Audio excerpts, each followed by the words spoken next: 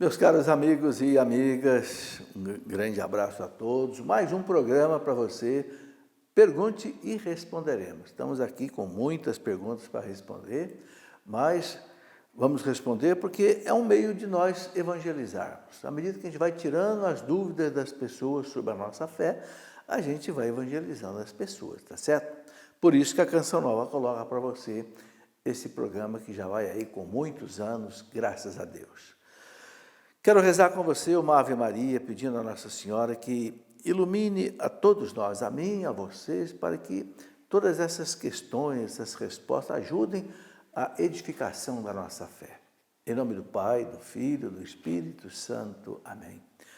Ave Maria, cheia de graça, o Senhor é convosco. Bendita sois vós entre as mulheres, e bendito é o fruto do vosso ventre, Jesus.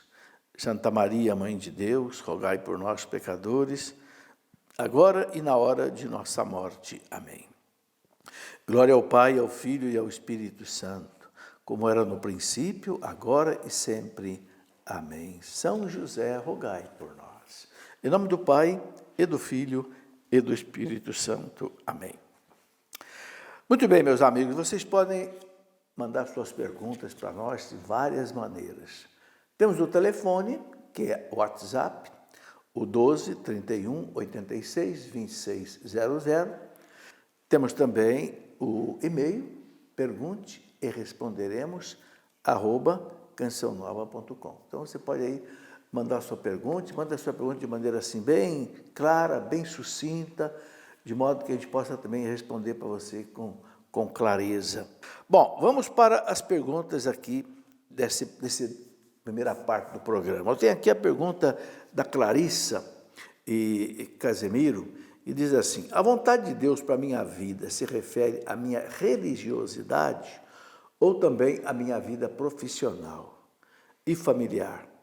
Só serei uma pessoa realizada se atender ao que Deus tem para mim? Sim, Clarissa, fazer a vontade de Deus em toda a nossa vida, dentro do seu estado de vida. Se você é solteiro, como solteiro; se você é casado, como casado; se você é pai, entende? Se você é religioso. Então, é toda a nossa vida, né?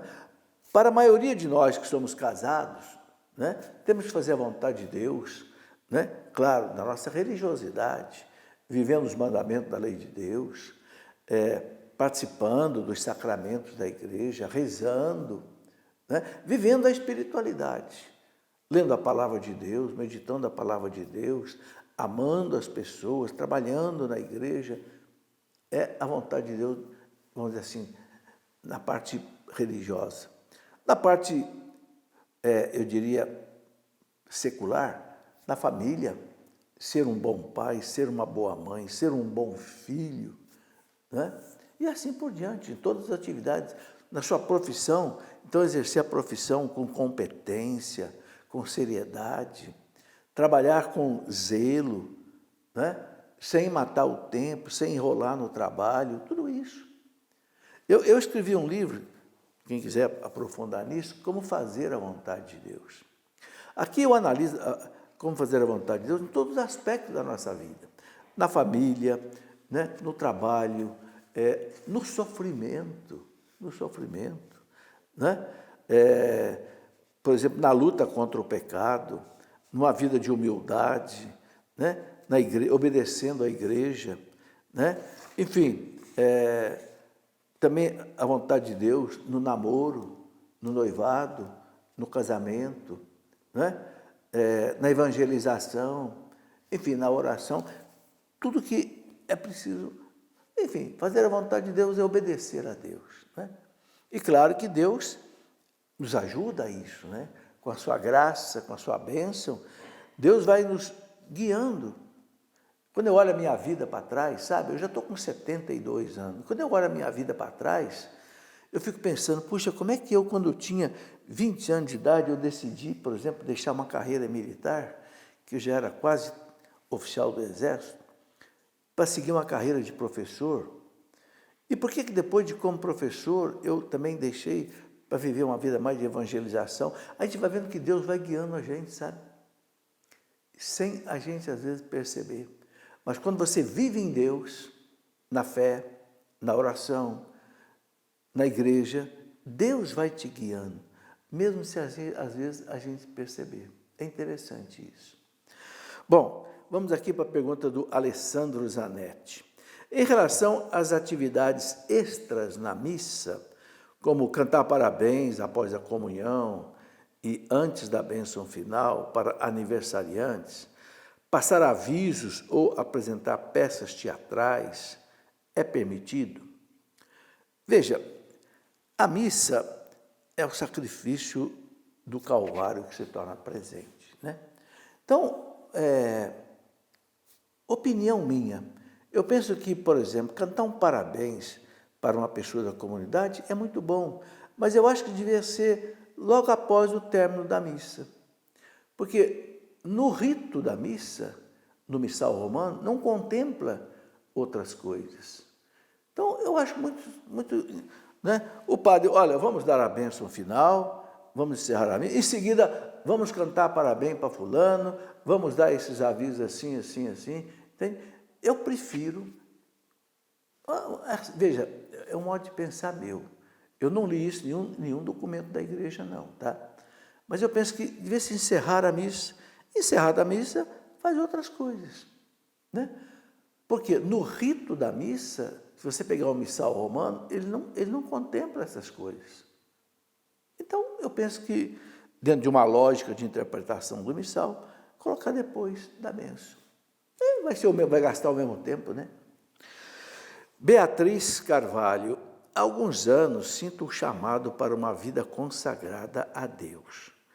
Porém, encontrei diversas dificuldades, inclusive quanto ao apoio dos meus familiares. Como saber se faço o certo? Beatriz, essas dificuldades que você encontra, talvez seja até um sinal bom de Deus, sabe? Quando a gente quer fazer as coisas de Deus, normalmente a gente encontra dificuldade. Às vezes é um pai que não quer, é a mãe que não quer.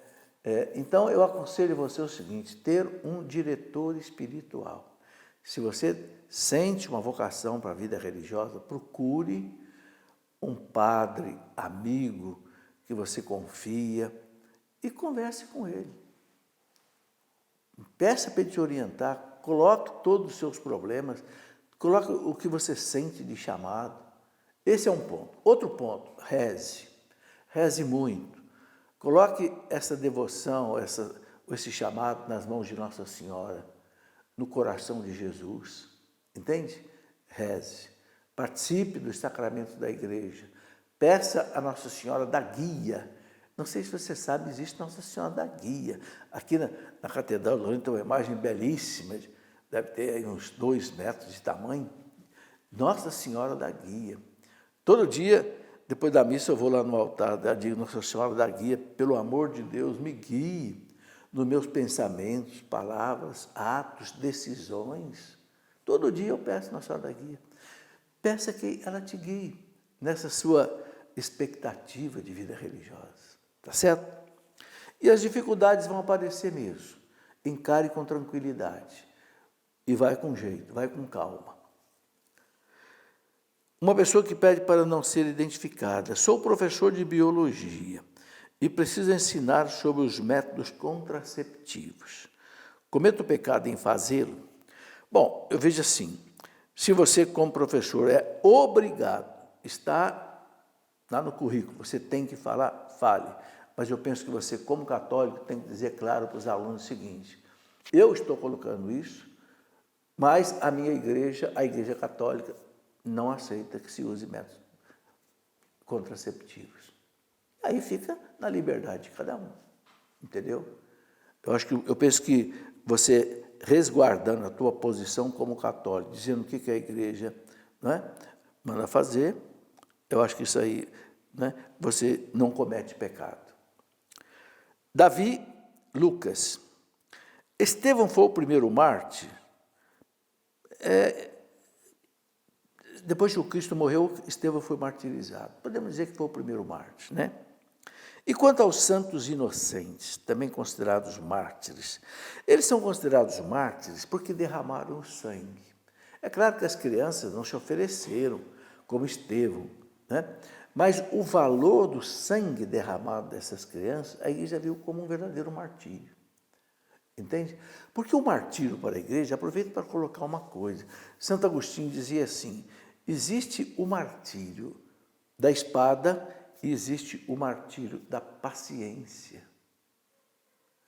Então, aquelas pessoas que sofrem pacientemente as perseguições por amor a Deus, Santo Agostinho via aí um tipo de martírio.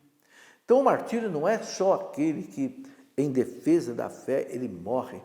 Esse é o mártir, assim, por excelência, né? Mas a igreja vê aí também, nos santos inocentes, um tipo de mártir, né? Célia, onde está o túmulo de Maria, mãe de Jesus? Está em Jerusalém. Pelo menos onde se cultua o túmulo de Maria, vazio, porque ela ressuscitou e foi para o céu de corpo e alma. Em Jerusalém, a gente visita o túmulo de Nossa Senhora. Segundo a tradição, ela teria morrido ali, os apóstolos sepultaram e dali ela ressuscitou. É o que a tradição da igreja traz para nós. Diego Gomes, um cristão pode visitar reuniões e templos de religiões afros e orientais? Veja, tanto o Papa Bento quanto o Papa João Paulo II, o Papa Francisco, tiveram em templos protestantes, em templos até muçulmanos, do islamismo, não tem problema, desde que você não esteja comungando com aquela fé deles, entende? Os papas visitaram sinagogas, né? Visitaram até mesquitas, né? Bento XVI visitou, Paulo VI também, né? Aí é por causa do diálogo religioso, não é porque você vai aderir à crença deles ou vai aprovar, não. Então, é isso aí que eu posso dizer. Laura Oliveira, há alguma explicação do porquê São João Evangelista era o discípulo que Jesus mais amava? Há uma explicação, sim, Laura. Segundo os estudos da igreja, São João Evangelista devia ser assim, quase que um adolescente ainda, no grupo de Jesus. Devia ser um jovem aí, de uns 17 anos, 18 anos, por aí, né? E ele era muito afeiçoado a Jesus. Você sabe que o jovem, ele é animado, ele é encantado. O jovem, quando você ganha ele para uma causa, ele vira idealista.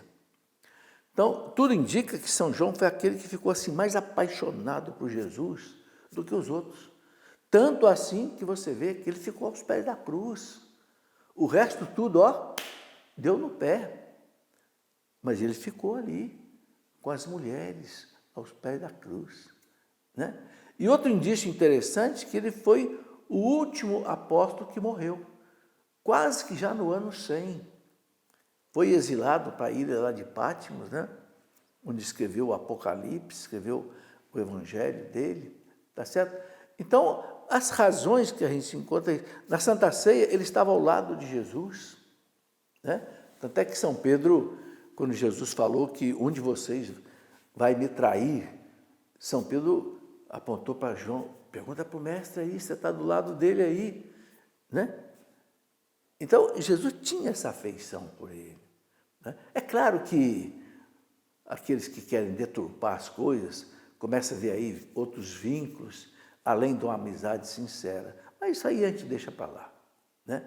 O que nós sabemos que é um grande santo da igreja que deixou um evangelho maravilhoso e as suas cartas, né, do Apocalipse. Muito bem. Pergunta do Jair. Por que um casal homoafetivo pode receber a Eucaristia, sendo que um casal de segunda união ativo na paróquia não pode fazer? Bom, o Jair, o que a igreja fala aqui, por exemplo, o Catecismo fala no parágrafo 1650, que um casal de segunda união, ou seja, que casou uma segunda vez na igreja, não pode receber a Eucaristia. Está aqui bem claro no parágrafo 1650 e 1651. Agora, no parágrafo 2357, quando fala da homossexualidade, o que diz o parágrafo 2357? Ele diz o seguinte, que a pessoa ter a tendência homossexual não é pecado, mas se a pessoa tem a vivência homossexual, aí é pecado. Então, nesse caso, não pode comungar. Então não existe uma determinação da igreja que diga que os casais que vivem uma vida homossexual possam comungar. Eu nunca vi isso em lugar nenhum. Eu não sei se você viu isso em algum lugar, mas eu não tenho conhecimento de uma ordem da igreja. Talvez algum padre possa autorizar por conta dele, mas não é uma determinação da igreja. Pergunta da Kátia Cristina. Povos indígenas que possuem seus ritos próprios e divindades indiretamente adoram ao nosso Deus, a salvação também se estende a eles. Kátia, o que a igreja ensina é o seguinte: Jesus mandou que os apóstolos idem pelo mundo inteiro, pregue o evangelho a todas as criaturas e batize em nome do Pai, do Filho e do Espírito Santo. Amém. Então, o que a igreja tem que fazer, independente se é indígena, independente se é americano, se é esquimó, se é, não sei, a igreja tem que chegar e pregar o evangelho e batizar em nome do Pai, do Filho e do Espírito Santo. Amém. Os índios, como outros pagãos, adoram uma quantidade de deuses, né? O budismo, por exemplo, budismo nem tanto, mas o hinduísmo tem uma quantidade de deuses, né? Então, não é o nosso Deus. O nosso Deus é a Santíssima Trindade, Pai, Filho e Espírito Santo. É isso que a igreja tem que pregar. E o que o catecismo da igreja diz? Não existe salvação sem a Igreja Católica. Parágrafo 846 do catecismo. Está aqui escrito: a igreja é necessária para a salvação. Eu posso até ler aqui, né, se você quiser. Depois você pode conferir aí no seu catecismo, né, no parágrafo 846, o catecismo diz assim, apoiado na Sagrada Escritura e na tradição da igreja, o Concílio Vaticano II ensina que a igreja peregrina é necessária para a salvação. Está escrito aqui, ok? O único mediador e caminho da salvação é Cristo, que se nos torna presente em seu corpo, que é a igreja. Então, por que a igreja é necessária para a salvação? Que o Cristo é que salva, mas ele se torna presente pela igreja, através dos sacramentos.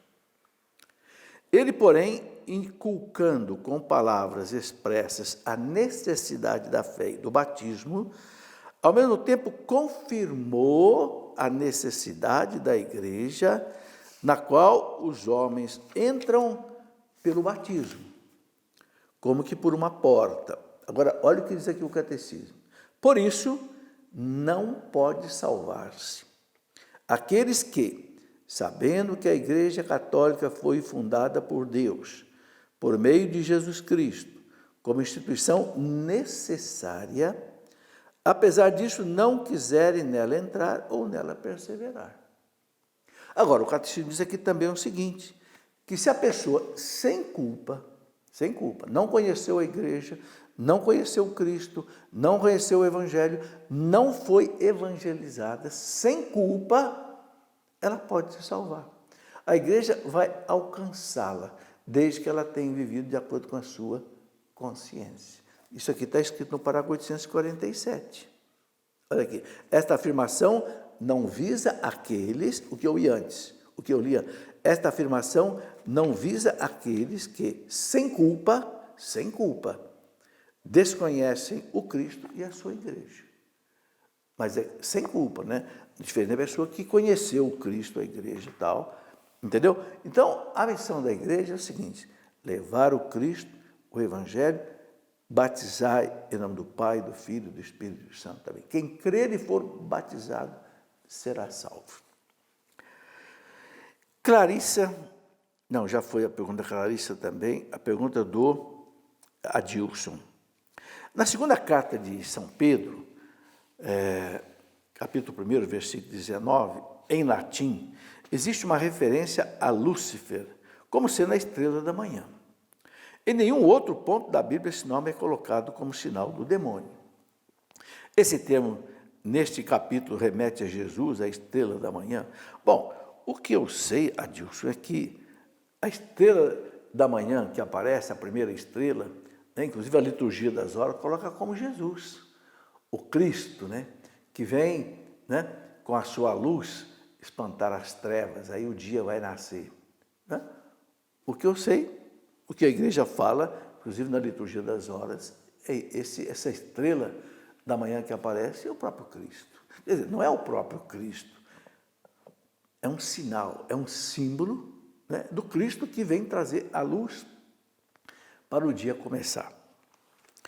Pergunta do André Luiz. Como um católico deve se atentar à diversidade cultural? Exceto participar de meditações e reflexões de outras culturas, como a indiana, que faz uso de música em centros próprios? André, o católico não precisa de mais nada. Nós temos uma riqueza de doutrina, nós temos uma riqueza de liturgia, nós temos uma riqueza sacramental que nós não precisamos. Sabe, cada um viva na sua religião. Se a pessoa é católica, viva a sua fé católica.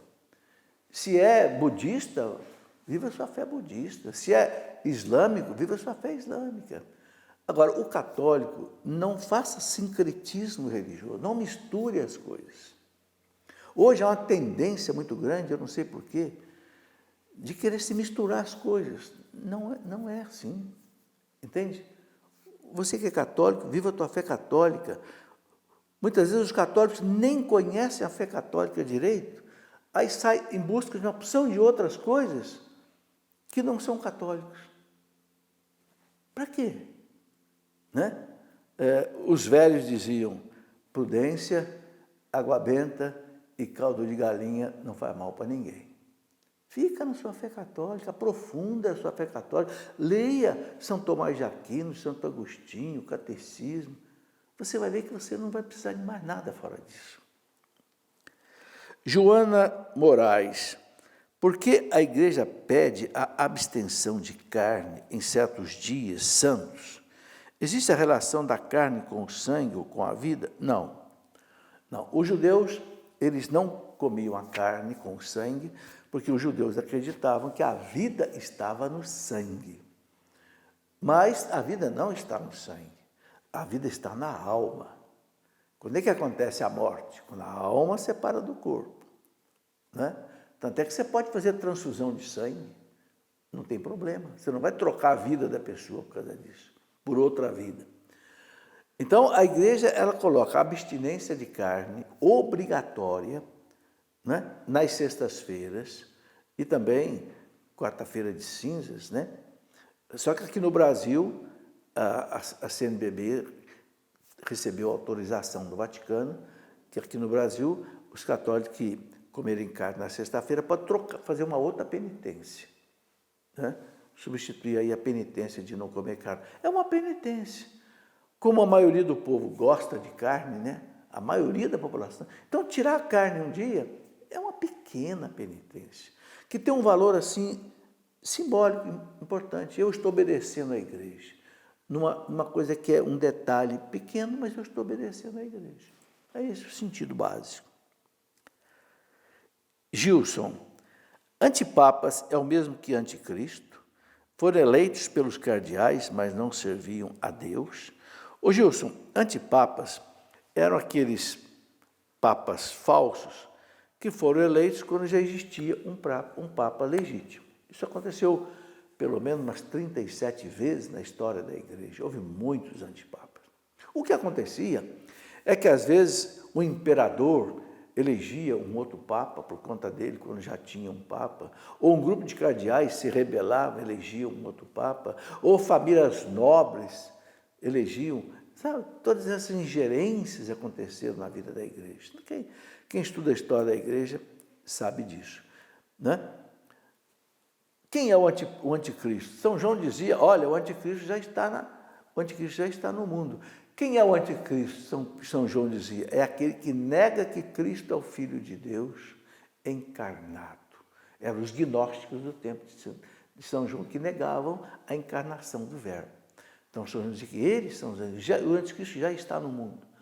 Mas se a gente olha bem a palavra anticristo, todo mundo que é contra Cristo é um anticristo, de certa forma. Né?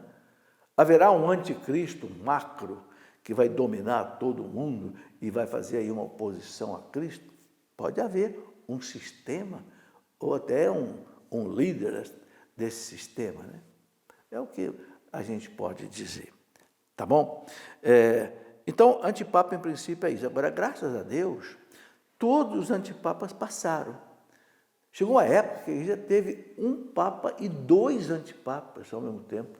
Então, tinha um papa legítimo em Roma, foi logo depois do cisma do Ocidente, lá por volta de 1400.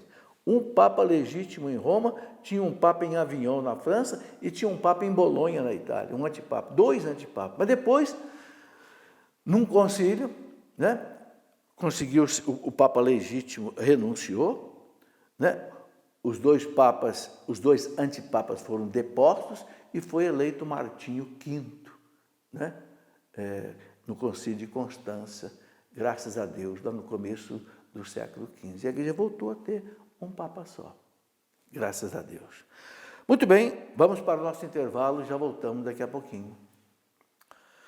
Meus amigos e amigas, já estamos de volta com o nosso programa Pergunte e Responderemos. Temos aqui mais perguntas para responder. Antes eu quero só dizer 2 coisas. Primeiro, você sabe que a Canção Nova é uma instituição que só vive de doações.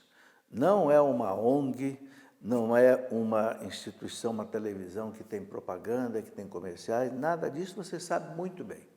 Então, é uma televisão para evangelizar, 24 horas, ok?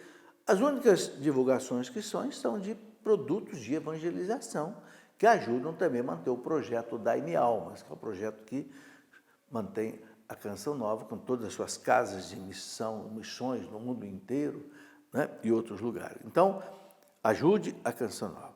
Quem ajuda a evangelização tem os mesmos méritos do evangelizador. Tá certo? Todos nós cristãos somos obrigados a evangelizar por causa do batismo. O batismo nos faz missionários.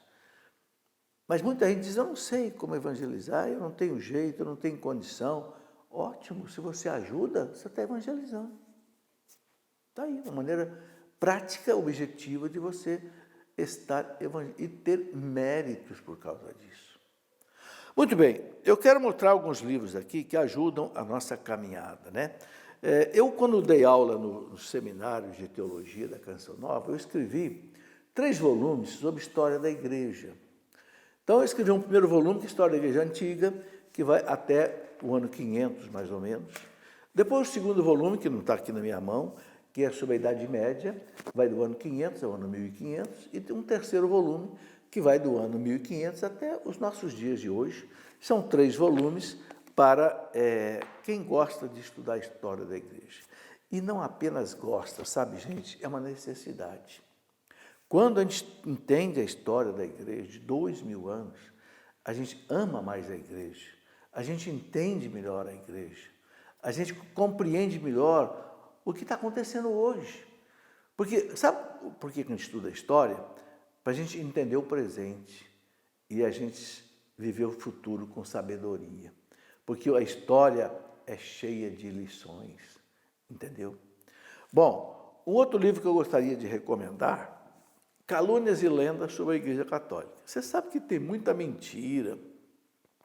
Você já viu aquele filme, né, do Dan Brown, né, Código da Vinci, e tantos filmes aí falando, né, de Madalena, que não sei o quê. Muitas lendas e mentiras sobre a igreja. Então, é preciso conhecer essas coisas. O que aconteceu de fato com relação às cruzadas? O que aconteceu de fato com relação a Galileu Galilei? O que aconteceu de fato com relação à Inquisição?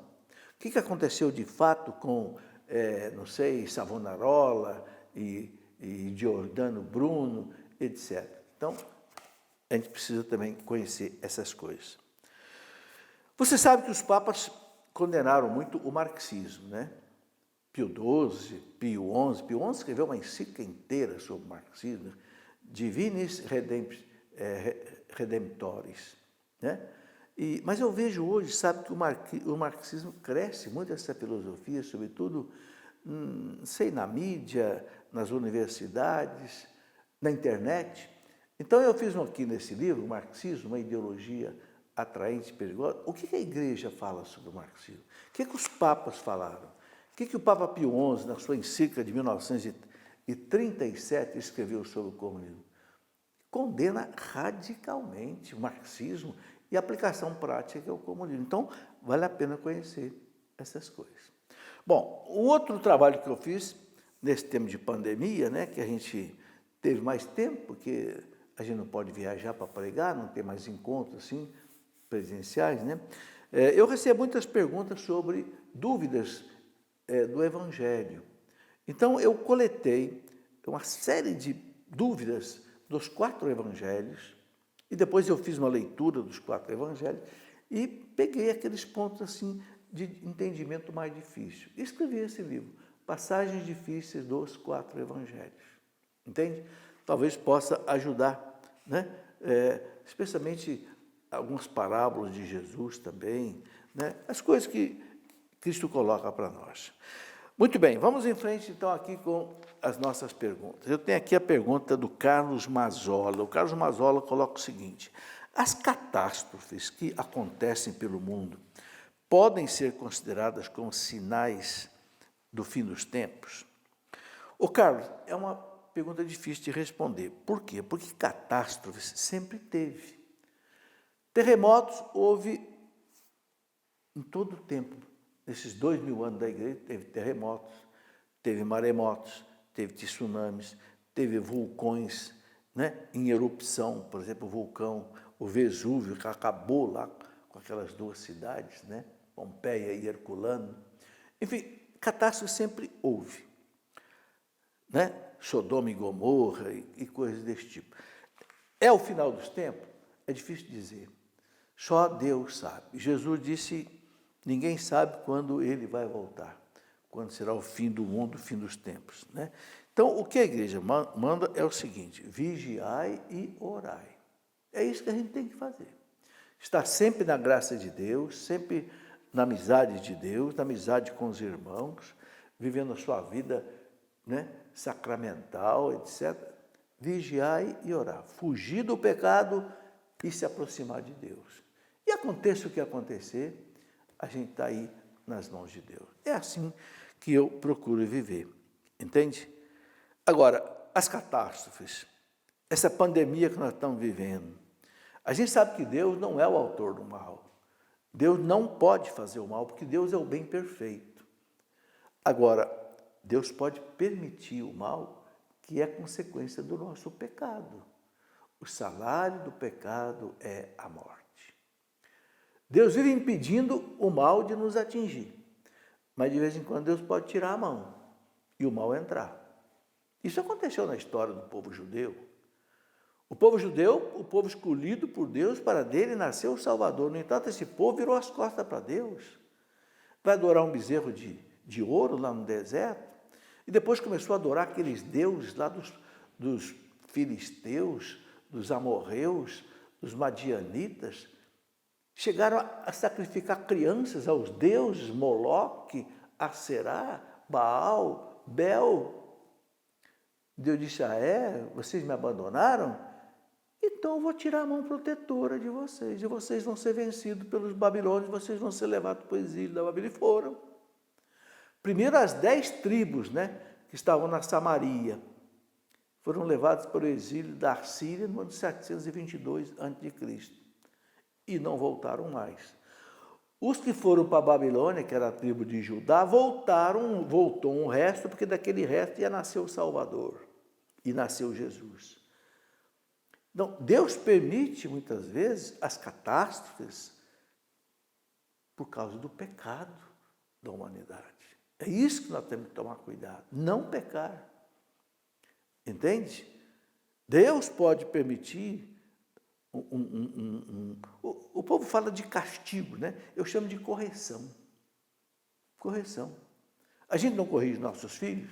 Corrige. Você põe de castigo, você toma um celular, você toma um brinquedo, porque ele desobedece, porque ele não estuda, porque ele é mal criado. Deus também faz isso com a gente. E faz isso com as nações. Tá certo? Porque nós tivemos uma terrível Primeira Guerra Mundial, que morreu cerca de 10 milhões de pessoas. Depois uma Segunda Guerra Mundial, que morreram 60 milhões de pessoas. Nossa Senhora falou em Fátima, 1917. Ela disse: a Primeira Guerra vai acabar. E acabou, 1917. Mas tem uma coisa: se a humanidade não se converter, a humanidade, haverá uma Segunda Guerra muito pior. E aconteceu. 1937, 20 anos depois, e uma guerra muito pior, por quê? Porque aí tinham aperfeiçoado os aviões, aperfeiçoado as bombas e até bomba atômica explodiu.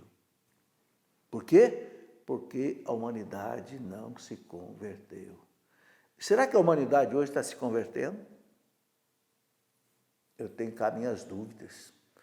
Quanta corrupção, quanta imoralidade, suicídio sendo estimulado, assistido.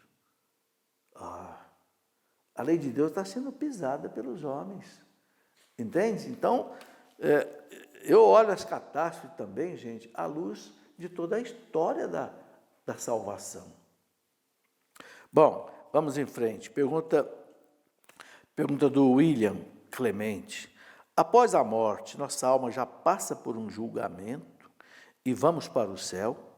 O que acontecerá então na segunda vinda de Cristo? William, depois da morte nós vamos a um julgamento. É muito claro isso. Carta aos Hebreus, capítulo 9, versículo 27. Está escrito assim: está determinado que cada um morra uma única vez. Não tem reencarnação, não.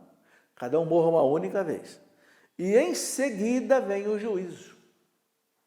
É o que a igreja chama de juízo particular. Se você quiser estudar isso no Catecismo da Igreja, você pode ver ali, a partir do parágrafo 1000 e qualquer coisa, fala lá do juízo particular, né? Da morte, juízo particular, etc. Aí você pergunta, e depois, por que tem um juízo final? O Catecismo explica. O juízo final vai ser um acerto de contas de toda a humanidade com Deus. E todo mundo presente. Mas como, professor, que Deus vai reunir bilhões de pessoas? Vai, porque na eternidade não tem mais espaço nem tempo. Não vai precisar nem de espaço nem de tempo. Deus pode reunir a humanidade inteira numa salinha. Eu sei que isso é extremamente difícil de entender, né? Eu vim entender isso que eu não entender. Tive uma luz um pouco quando eu estudei Teoria Geral da Relatividade de Einstein, né? No doutorado em Física. Einstein mostrou que o tempo desaparece e o espaço desaparece quando você entra na velocidade da luz. Ora, se aqui nesse mundo o tempo e o espaço podem desaparecer se alguém entrar na velocidade da luz, e na eternidade? O tempo e o espaço são criaturas de Deus, que não submete a Deus. Então é muito difícil explicar essas coisas. Mas o juízo final é para quê? Para que toda justiça seja feita. Aí, meu amigo, aí é que a cobra vai fumar, como diz o caipira, né? Aí, meu amigo, você que roubou, que prostituiu, que explorou tudo isso, que, né, roubou dinheiro que era para os pobres, para a saúde, e você levou para você, o que você vai dizer lá no juízo final? Diante de Deus e de todo mundo. Você entendeu? Nós não queremos justiça? Nós queremos justiça. Eu vejo toda hora, vejo aí, mataram meu filho, eu quero justiça. Roubaram minha casa, eu quero justiça. Toda justiça será feita no juízo final. Por isso que eles chamam de juízo universal. Agora, não peça para eu explicar como é que vai ser isso. Ninguém sabe como é que vai ser. Agora, que vai ser, vai ser. O que a igreja sabe é que vai ser. Agora, a igreja não sabe explicar como é que vai ser. Se você pegar o catecismo da igreja, aqui no parágrafo 1047, por aí, você vai encontrar o que a igreja sabe. E você vai ver que a igreja sabe muito pouco. Por quê? Porque são coisas que, sabe, nem que a igreja Deus quisesse explicar, nós não íamos entender. Porque não cabe na nossa cabeça esses mistérios de Deus. Então, olha, a partir do 1021, ele fala do juízo particular.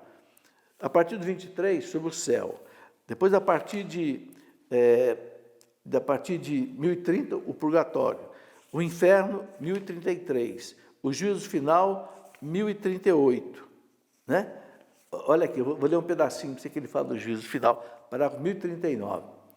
É diante de Cristo, que é a verdade, que será definitivamente desvendada a verdade sobre a relação de cada homem com Deus.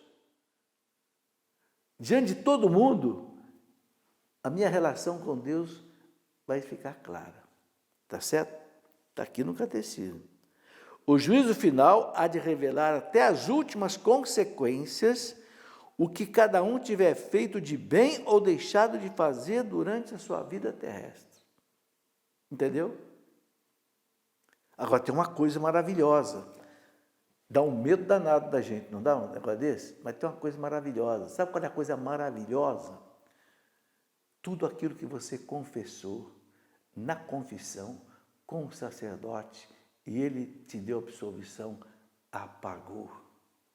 Isso não vai aparecer mais. Nem que você tenha matado, nem que você tenha roubado, nem que você tenha prostituído. Mas se você se arrependeu, confessou, não quis mais aquilo, mudou de vida, acabou.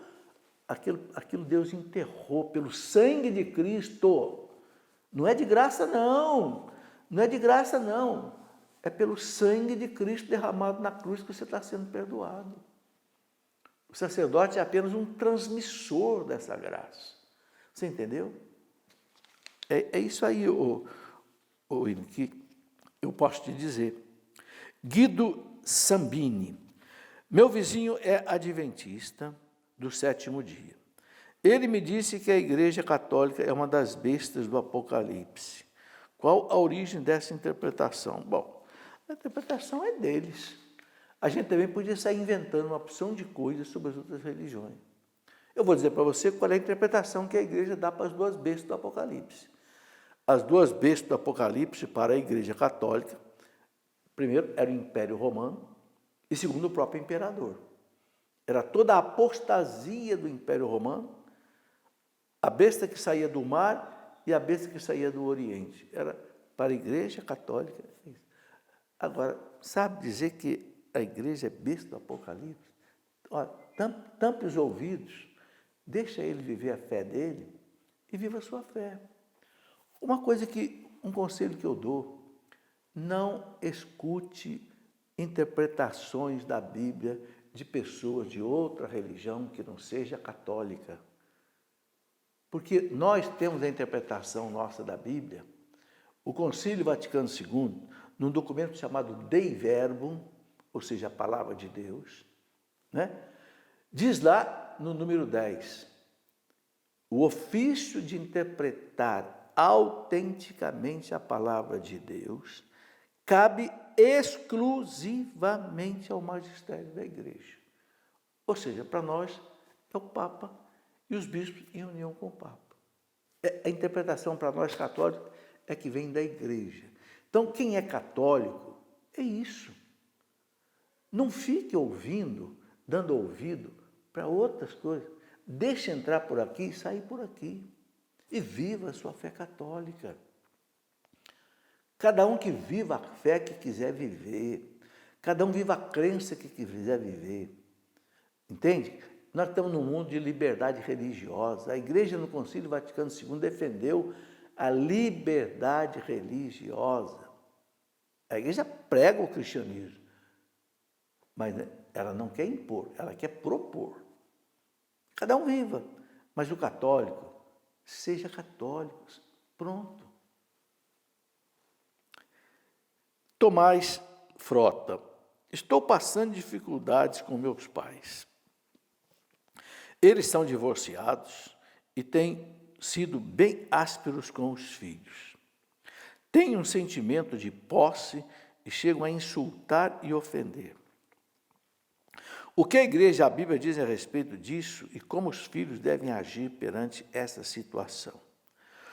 Tomás, o catecismo da igreja aqui, quando fala do quarto mandamento, honrar pai e mãe, gostaria que você uma hora pegasse o catecismo e lá no fim, vai lá no índice do catecismo, quando fala dos mandamentos, tem o índice aqui, tá? Tem a terceira parte do catecismo, que é a chamada moral católica, e aqui, a terceira parte, você tem aqui os mandamentos. Então, eu vou colocar para você aqui, né, rapidinho, onde é que está isso, só para você depois procurar com calma, tá? Então, você pega aí o quarto mandamento, está aí na página 574 do catecismo, tá? Fala como é que os filhos devem se comportar com os pais. É o parágrafo 2197 do catecismo, que nessa edição amarelinha aqui, é na página 574. O que fala? Que os filhos devem amar os pais, honrar os pais, porque nos deram a vida. Agora, o catecismo diz, se o pai faz alguma coisa que é contra a lei de Deus, você não é obrigado a obedecer seu pai. Se o pai mandar você, por exemplo, ir, né, ter relação sexual com uma mulher que não é a sua, né, você não faz, você não vai, não, meu pai, está contra a lei de Deus. Se o pai mandar você roubar, mandar você mentir, não. Então, o filho tem que obedecer o pai naquilo que o pai não fere a lei de Deus. Agora, nisso tudo que você está colocando aqui, há outros problemas que vão além simplesmente de um relacionamento religioso. Aí eu penso que, às vezes, a própria dificuldade, você falou que seus pais, eles são separados, divorciados, né? Então, deve haver dificuldade de relacionamento deles, um com o outro, né, que já se separaram, e com vocês, né? Procure o seguinte, não jogar um contra o outro. Você que é filho, não jogue seu pai contra sua mãe contra seu pai. Procure ser um elemento assim, né? Jesus fala, bem-aventurados pacificadores, porque serão chamados filhos de Deus, né? Então, procure, na medida que você puder, estabelecer aí esse relacionamento. Segundo, rezar pelos seus pais. Reze por eles. Peça a Deus por eles. E tente um diálogo com eles, quebrando um pouco você está falando aqui dessa aspereza, esses insultos deles, né? E outra coisa, se você puder pedir ajuda de alguém, algum tio, algum irmão do seu pai, ou algum irmão da sua mãe, irmã, que possa também, sabe, ser um intercessor para vocês. Tudo isso, né, são sugestões que, não sei o que for possível fazer, possa fazer. E não deixe de rezar. Não deixe de consagrar seu pai e sua mãe, a Nossa Senhora, ao coração de Jesus. Você vai ver que as coisas vão mudar. Márcia Gurgel. Por que no Evangelho de São João, capítulo 14, versículo 28, a frase termina, porque o Pai é maior do que eu? A Santíssima Trindade faz distinção entre as três pessoas? Não. Márcia, as três pessoas da Santíssima Trindade têm igual majestade. Todas são 100% Deus. O Pai é Deus absoluto, o Filho é Deus absoluto, o Espírito Santo é Deus. Por isso que é um só Deus. Não pode ser três deuses.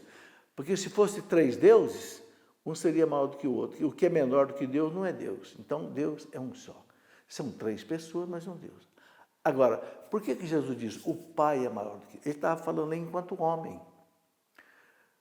Então, os santos doutores diziam, enquanto Deus ele é igual ao Pai em majestade, mas são pessoas distintas, mas em majestade ele é igual. Enquanto o homem ele é inferior, claro, todo homem é inferior a Deus. É nesse sentido. Cristo não está abrindo mão da divindade dele, não, entende? E aí ele está falando como homem, na sua missão terrena de homem, né? Vilmar. Minha diocese tem párocos que autorizam irmãs religiosas a celebrarem o rito da missa, inclusive consagrando as espécies. Essa celebração tem validade? O que fazer, já que todo o fato é de conhecimento do bispo local? Vilmar, nunca vi isso. Isso é totalmente proibido pela igreja. Será que o que essas irmãs fazem não é a celebração da palavra, não? E você está confundindo com missa? Celebração da palavra é quase que a mesma coisa da missa, mas não tem a consagração. Mas você está dizendo aqui que elas fazem também a consagração das espécies. Isso é absolutamente proibido pela igreja. Agora, você está dizendo que o bispo sabe? Então não tem mais nada para fazer. Mais nada para fazer, porque o responsável pela diocese, ligado diretamente ao Papa, é o bispo. Agora, eu chego a duvidar que o bispo saiba disso e não faça nada. Não sei, estou botando aqui só uma interrogação, porque é 100% proibido pela igreja. Aí, o que eu posso dizer é isso. Milena, a igreja é dirigida pelo Papa, que é sucessor de Pedro, sim. Guiado pelo Espírito Santo, sim. Como entender, então, os erros que, infelizmente, marcaram a história da igreja? Ô, Milena, porque o Papa é um homem, o bispo é um homem, os padres são homens, e nós somos homens. Então, não é porque ele é Papa que ele não erra. O Papa só não erra, o Papa só tem infalibilidade quando? Quando ele proclama um dogma. Por exemplo, o Papa proclamou o dogma da Assunção de Nossa Senhora ao céu de corpo e alma, Pio XII. O dogma da Imaculada Conceição de Nossa Senhora, Pio IX. O dogma da virgindade perpétua de Maria, antes do parto, depois do parto. O dogma da maternidade divina de Maria no concílio de Éfeso. Ele não erra. Mas quantas vezes, na história toda da igreja, um Papa proclamou um dogma? Não mais do que 14 vezes, 13 vezes. Agora, o Papa peca, ele se confessa. Esse dia passou o Papa Francisco ajoelhado no confessionário se confessando. Porque o Papa ele é um homem. Mas tem uma coisa, quando ele atua como Papa, ele tem assistência do Espírito Santo. Uma coisa interessante. Mesmo os papas da igreja, mais assim, eu diria, indignos que houve, nunca uma bula pontifícia doutrinal de um papa desse foi revogada. Nunca. Entende? Como homem ele pode pecar, mas como papa ele é assistido pelo Espírito Santo. Está aí. E ele pode errar, mas nunca é um erro que comprometa a infalibilidade da igreja. Não. Ah, mas teve aquele erro lá do Galileu Galilei. Aquilo foi uma questão de ciência, não foi uma questão de fé. Entendeu? Não fere a infalibilidade da igreja. E coisas desse tipo. Bom, chegamos ao final da nossa conversa de hoje. Vamos ter mais conversa para frente. Você pode continuar mandando aí a sua pergunta para nós. E devagarinho a gente vai respondendo aqui. Tá bem? Um grande abraço a você. Fique com Deus. Até o nosso próximo encontro, se Deus quiser.